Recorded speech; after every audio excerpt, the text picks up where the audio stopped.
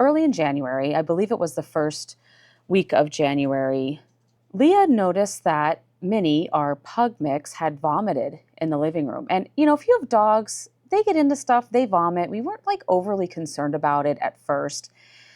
And so we were like, okay, you get into the motion, let's clean it up, let's get the spray out. And then she vomited again. So we were kind of like racking our brain, did she get into something?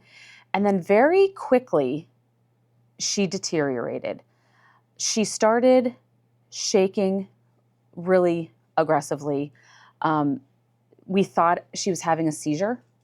That was kind of a logical explanation, a scary but logical explanation for us. We had no clue what happened to her. She was fine 1 minute, vomiting, looked like she was seizing, and then she actually started to lose consciousness. Nick and I got in the truck. He called. We're on our way to the Hershey emergency vet clinic, and on the way, we thought she died. We didn't know what happened. Nick was over there rubbing her chest and, come on, Minnie, come on. And we call her Moo Cow. Her nickname is Moo Cow. Come on, Moo Cow, you got this. You could do this. Come on, Moo Cow. And he just did everything in his power to keep that little sweet baby alive. We pulled into the vet clinic and he just ran out and took her in and ran her. They were waiting for us and they just scooped her up and took her back. And we had no clue. We just were sitting there like, what just happened to her? We're all like having a discussion one night in the kitchen, and the next moment our dog is dying in front of us. So after a lot of tests and, a lot of patience and care from the vets and the vet techs, they determined that she had an anaphylactic reaction to something. And we're like racking our brains. Okay, so she's a street dog. She comes from the streets of Texas. She eats anything and everything. So just the thought of us trying to figure out what she ate that could have given her an allergic reaction was very overwhelming. But then the vet talked to us a little bit more. 80% of these anaphylactic reactions are spider bite or insect bite in dogs.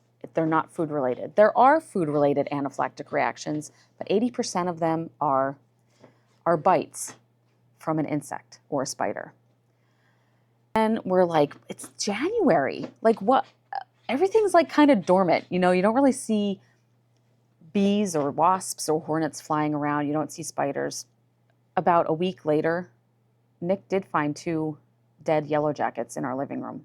And then he found 3 in our garage. And again, it's the dead of winter, so it happens. I mean, I guess they go dormant too. I'm not an insect expert. I don't know anything really about them. I try to avoid them at all costs.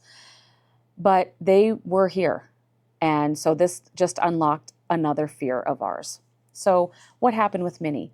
It was a very long road to recovery with Minnie. She was in the hospital for 2 nights.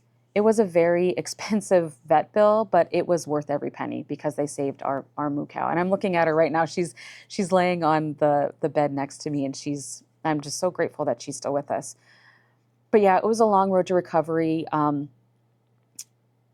She had a lot of medicine pumped into her little body that she reacted to. She had diarrhea for several days, and it was just like she couldn't control it. It was just coming out of her. So we set up a little bed area for her in our kitchen. Like our kitchen and our living room are connected. So what we did is we put like a little fenced in pen, and we put puppy pads all around to catch anything that she needed. But we had to sleep downstairs with her.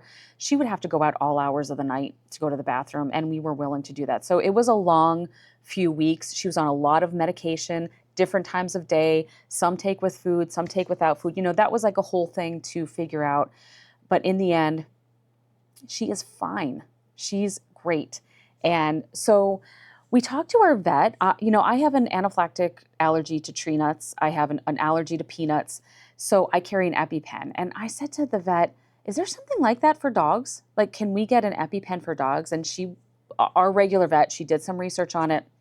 And she said you can technically give an EpiPen to a dog of a certain size. She's too little. She would not be able to handle like the regular EpiPen. Maybe the kids version. Disclaimer, I am not a vet. I'm not a vet tech. I don't know anything other than what I've been told. So if this ever happens, speak to your vet. speak to the experts. I'm just a person on YouTube sharing my story. What she ended up doing was giving us a couple of vials of epinephrine that if it ever does happen again, hopefully we could administer those to her fast enough that it saves her life, at least until we get her to the vet. So that's what ended up happening. So this is Minnie, aka Moo Cow, and she is alive and well. Thank you to the wonderful treatment by the Hershey Emergency Animal Clinic in Hershey, Pennsylvania, and the loving care of the Animal Health Care Center of Hershey. The follow-up care that she received was incredible.